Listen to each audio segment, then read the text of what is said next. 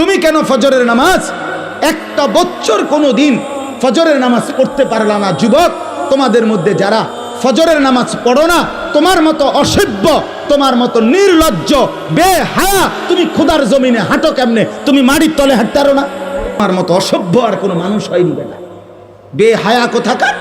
আল্লাহ রসুল সাল্লাল্লাহু আলাইহি সাল্লাম বলেন, তাহাজ্জুদ নামাজ হাদিসে আছে, নবীজির জামানায় একবার সাহাবীরা বললেন একজন মুসলমানের ব্যাপারে, ইয়া রাসূলুল্লাহ, এই লোক সারা রাত ঘুমায় থাকে ফজর পর্যন্ত, কোনো দিন তাহাজ্জুদ পড়ে না।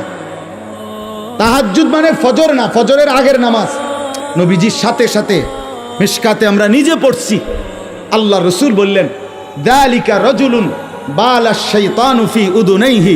নবী বলেন, তাহাজ্জুদ পড়ে না কখনোই, তাহলে তো এটা এমন একটা লোক যার দুই কানে শয়তান পেশাব করে দিছে, শয়তান মুত্তা দিছে তার কানে।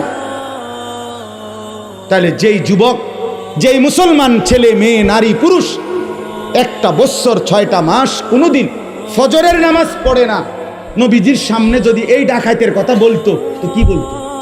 নবীর সামনে যদি বলে, ইয়া রাসূলুল্লাহ, আপনার উম্মতের এই ডাকাতে 1 বছর কোনোদিন ফজরের নামাজ পড়ে না, তার ব্যাপারে আপনার মন্তব্য কি? তো রাসূল বলতেন, নবী শুনলে বলতেন, শয়তান তার পুরা শরীরে পায়খানা করে দিছে।